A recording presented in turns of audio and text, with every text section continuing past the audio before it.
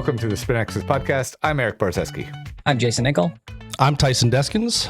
And I'm Dr. Sasho MacKenzie. Joining us from, where are you? I'm in Antigonish, Nova Scotia. You're in your lab? Yeah, in my lab. Very good. So this week we're going to talk about speed control and putting, a little bit of heads up putting. If you've done a study, I watched your talk to the Met section in 2015, so not exactly super new topic. What would be the main takeaways from what you found before we get into heads up putting, but just about speed control and why amateurs miss putts or make putts and why pros make or miss putts? Yeah, so the 3 studies now on heads-up putting and lots of other studies on putting in general. But takeaway, I think that speed control is the most important thing in putting. If you had to, put a percentage on it, it's going to be more about speed than face angle. And the rest of it, well, probably the most important thing overall is green reading. But green reading, speed control, then face angle, then little tiny bits for path and impact spot. Yeah, so in the Met section talk, you had a lot of information about, like, on a 10-foot putt, how can you miss it? How can you make it? What's the variability of what can the face angle be to make and miss the putt? And I think one of the takeaways from that was that amateurs are not as bad at many of the things that make them miss or make putts as they think they are. Their contact on the putter face isn't super bad, right? They're not missing the sweet spot by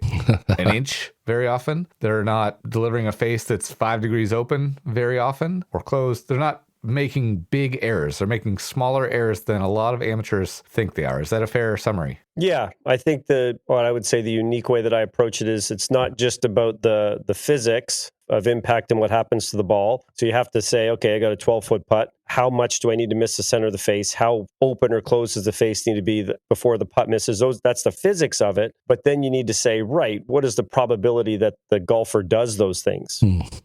Yeah, in order to miss a 12-foot putt, you need to be, outside about 1.1 centimeters, heel or toe of the center of the face to miss that 12-footer. Okay, how often does that happen? Rarely ever. You have to be a really bad putter to be missing the center of the face that much. I think that would surprise a lot of people. But speed, you don't need to be that bad of a putter for that to happen. Yeah, that would surprise a lot of people. Yeah. Are people really surprised when you give them that information? Are people surprised that even bad putters don't miss the center of the face by that much? Yeah. I think that surprised is an understatement. I think that a lot of people just flat out don't believe it. So that's, or they think that putters aren't as forgiving as they really are. The good take home is for a decent answer style putter, with some perimeter weighting, every 1 centimeter you miss towards the heel or toe, you get a 1% error in rollout distance and a 1% error in lateral miss. So if you have a 100-inch putt, that means 1 inch error in rollout, which is nothing for that impact spot, and 1 inch miss left or right. And considering that 1 centimeter is a big miss, it's just, then the take home is don't grind on those things, right? If you're like, I got to hit it out of the center of the face. Yeah, do really good putters on the PGA Tour hit it out of the center of the face all the time? Sure, but they hit a million putts and they're good at that, but that has nothing to do with whether they're missing or making putts. Yeah. Variability you have in face angle completely washes out any variability in launch angle due to impact spot, and variability in putter head speed completely washes out, ball speed differences due to impact spot. So it's just like people need to work on the 99% or the 90% or something like that, not the last 1% or the last 0.5% of improvement. And a big part of that first 90 or whatever percent is often green reading, which isn't super stroke related, and distance control. And so what do you find that good putters do to control distance versus bad putters in your tests? I would say you should practice it. I don't necessarily believe that there's a particular technique that lends itself to better distance control. Nothing really, sticks out to me. One thing that I'm always doing in the lab, if I'm doing a putter test, I'm always measuring performance, right? So if I'm testing putter shaft, offset, whatever it is, I get golfers in and they hit a lot of putts and I can run, correlations. Hey, this golfer sank, 90% of their putts. This golfer sank 80, this golfer sank 30.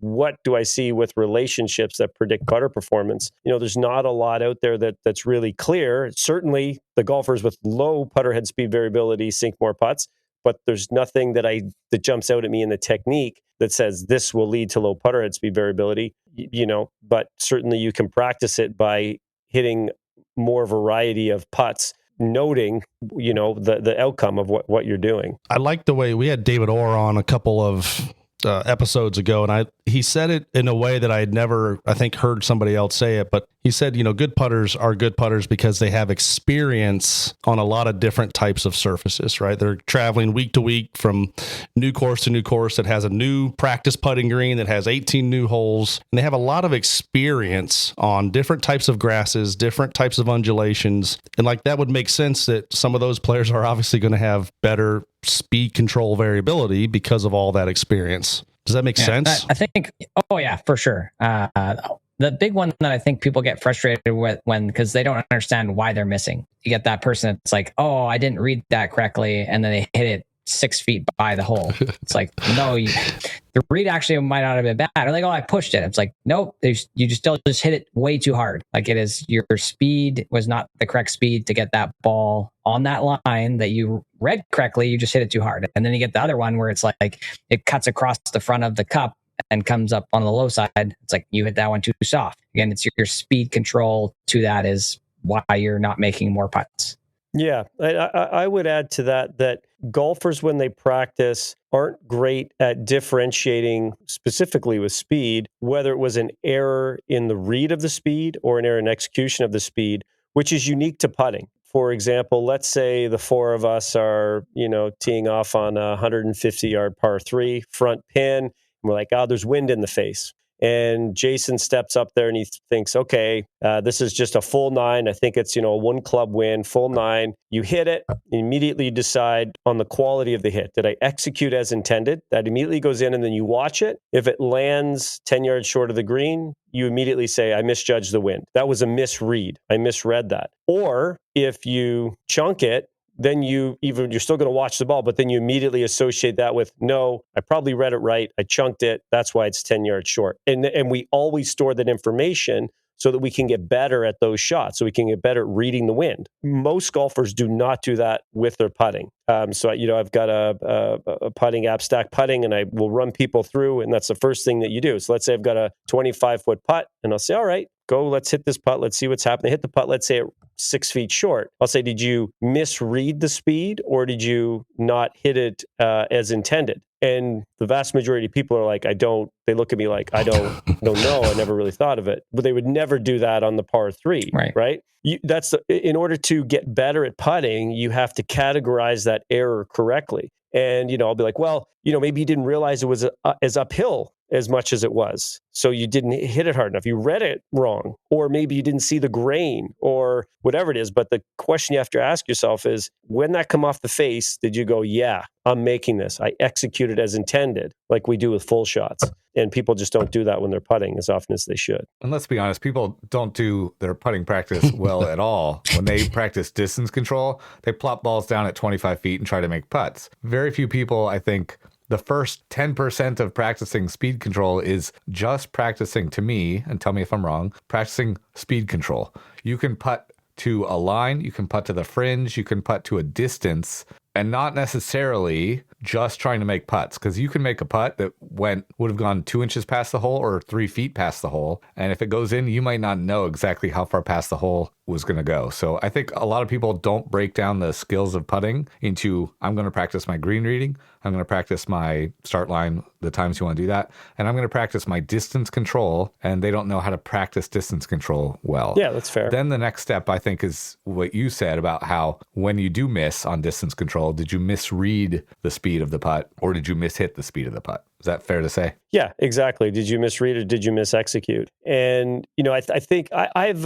maybe a unique approach to reading a putt and determining speed and line. A lot of people will say, especially if you've got, like, if you're on a 3% slope, you have that big banana. You could go, more at the hole and really fast, really high and slow, and that you kind of have to decide speed and line together.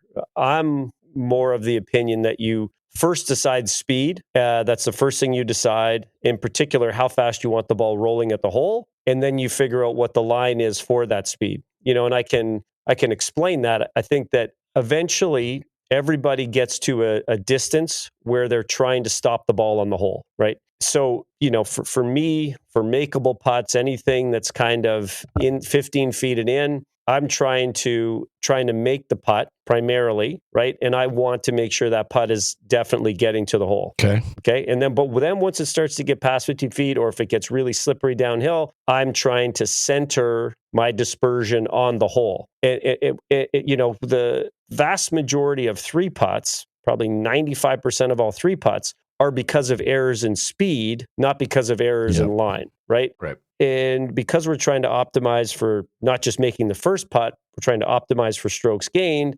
Everybody reaches a distance. Tour players are probably at around 30 feet, the best in the world at 30 feet. Now everything has to be centered on the hole. Once you get to that distance, then the thought that I like to tell people is take the highest line possible. Like if I'm trying to, what's the highest line I can possibly take that gets the ball to the hole? And that will be the ball, the speed that just leaves the ball by dispersion centered on the hole. If I hit the ball with a little bit too much speed, hopefully I still have a makeable comebacker. If I don't hit it hard enough, then I can, still make the one that's short. And the better you get at putting, the further you can be away from that hole before you transition to, I just want to center my dispersion on the hole.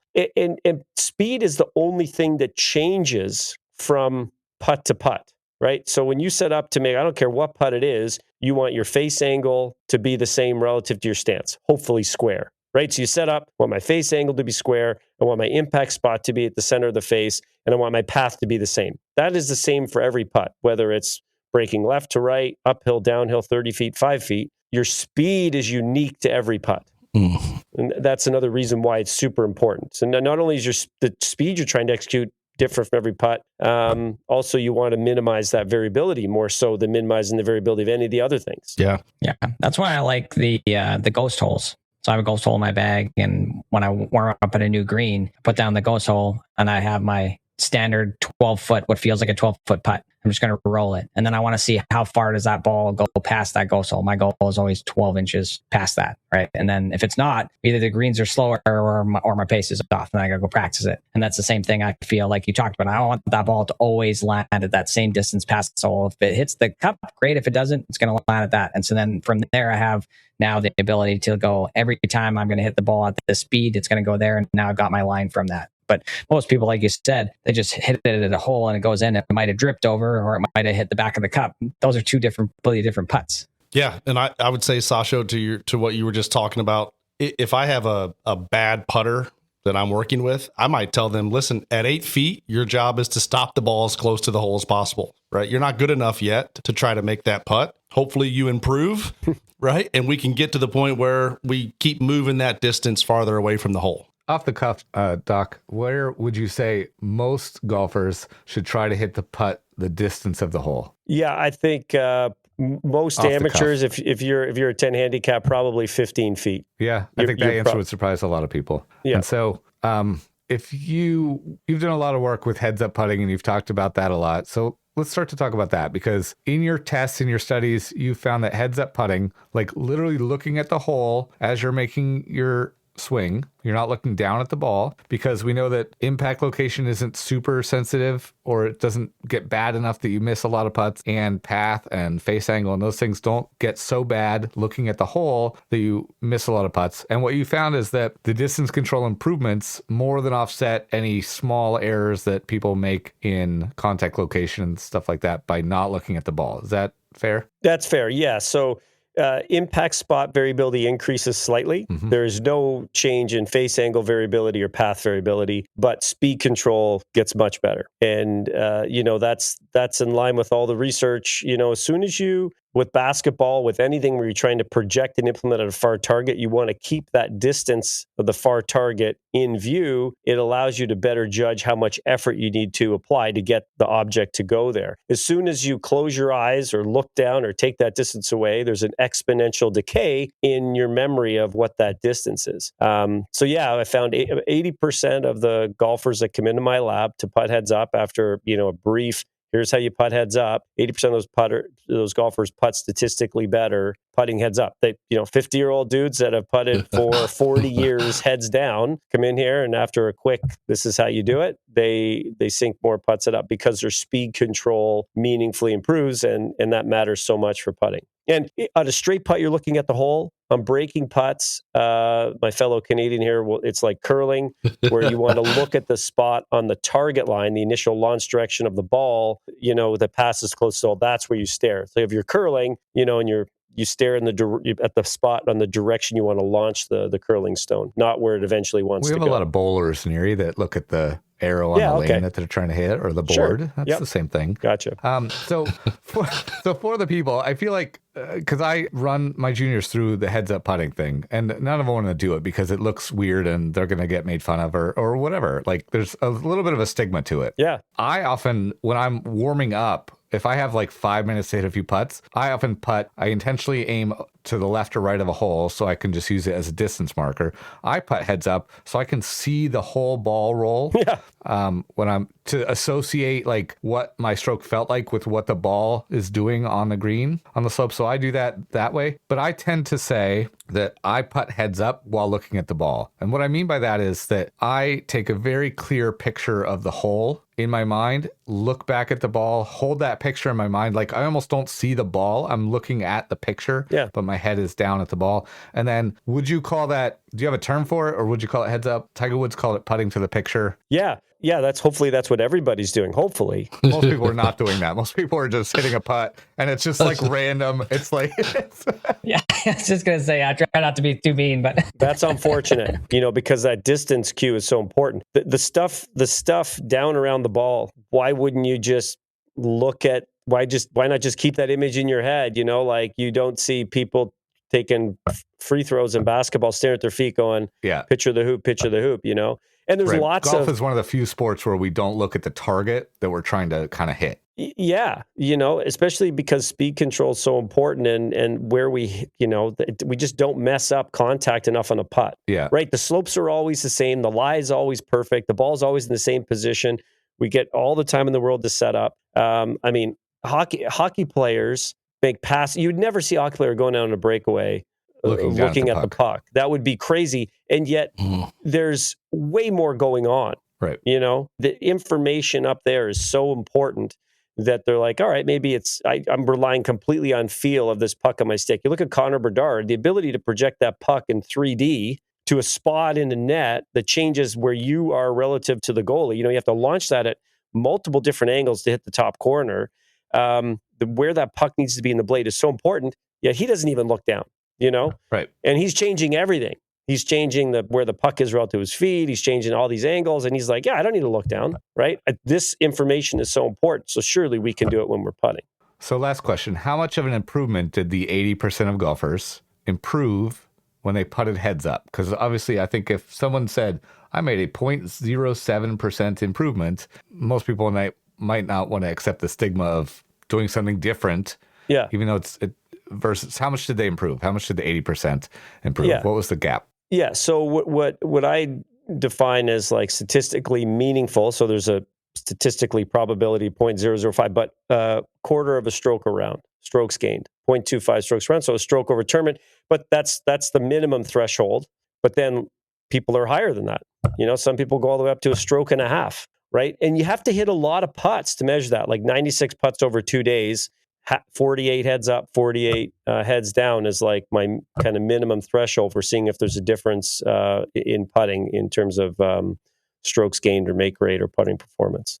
To test it. That's we got a stack putting app, but you can do whatever. We have a nice statistical feature in there where you can do 5 rounds heads up, 5 rounds heads down, hit statistical comparison, see if you're better. Yeah.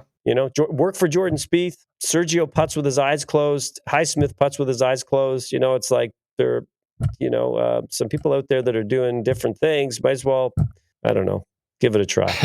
Well, I say all the time, I used to watch my dad give lessons back in the late 90s and early 2000s. And he would give this to people as a drill. Like, before you go play for 10 or 15 minutes, hit some of these lag putts looking at your target. And there was no, structure to what he was doing, but every player got better. Their speed control improved dramatically which, and I can remember always saying, like, why don't people just putt like that?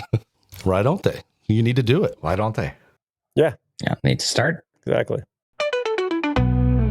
Sasha, where can people find you? Probably on X is the best spot. Sasho MacKenzie, post lots of stuff there, and scroll through my feed and see lots of neat information, I guess. MacKenzie with an A, M-A-C. Yeah. And I mean, I do a lot of podcasts. So if you have found any entertainment value in this one, check me out on some other podcasts. It's spent a lot of my time. And where would they find if they want to get the stack putting stuff? Yeah, stacksystem.com. We've got a free putting trial. We're mostly speed. We also got some awesome wedge and putting stuff. You can try it free for 30 days, and actually maybe longer than that, 60 days. So yeah, see if it's for you. Very good. Awesome. Well, thanks for being on. Appreciate it very much. And if you guys like this episode or wanted to listen to a couple other ones, you can find us always online at thespinaxis.com.